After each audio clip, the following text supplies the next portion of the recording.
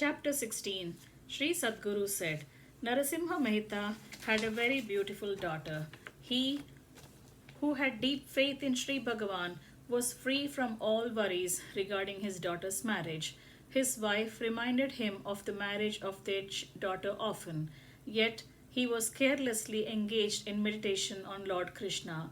Once a rich man who happened to come there saw his daughter and liked her very much.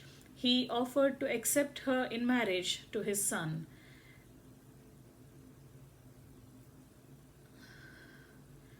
The, the Vaishnavottama, Narasimha Mehta, took that to be divine will. He gave his graceful and good mannered daughter in marriage to the son of that rich man. But the mother in law, the rich man's wife, was dissatisfied that she was not given sufficient dowry, so she refused to take the girl to her husband's house. That girl had to live away from her husband. In her father's house, she was wailing over her poverty.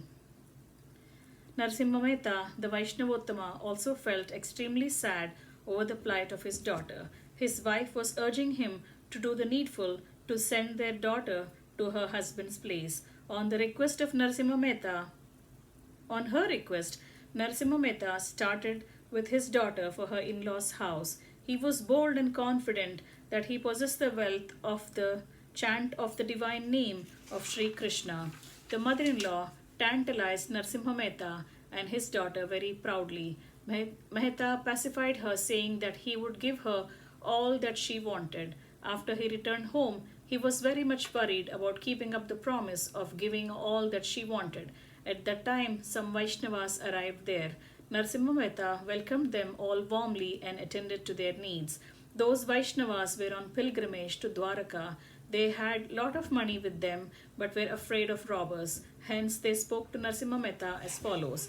The Vaishnavas said, O wise man, truthful Vaishnavottama, please take our money and keep it safe. Later arrange to hand over the same to us through someone at Dwaraka.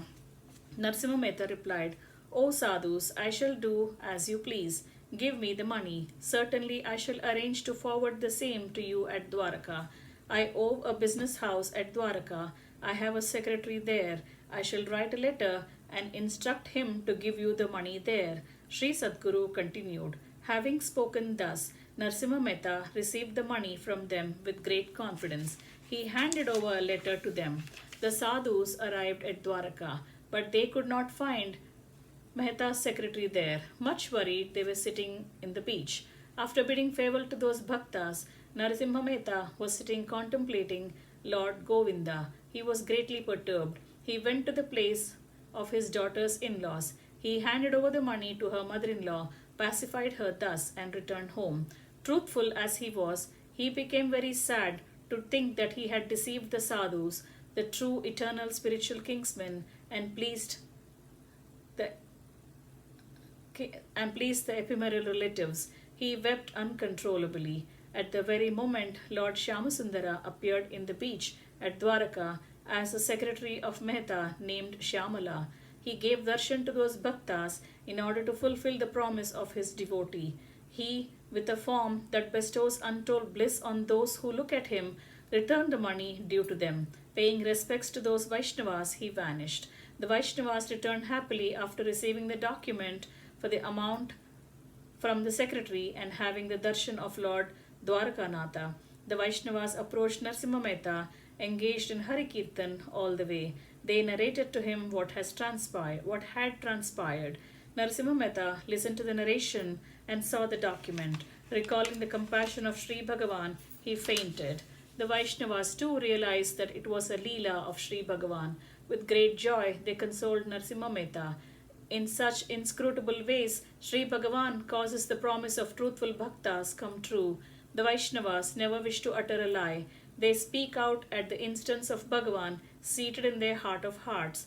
Honest Vaishnavas are guileless like a child. They express all their thoughts in words without hiding anything. So one should not entertain any doubts against the sadhus. They are living testimonials of truth and dharma. Thus ends chapter 16, entitled Narasimha Mehta Charitam 2 of book 6 of Sri Vaishnava Samhita, composed by Shri Krishna Premi Swamigal.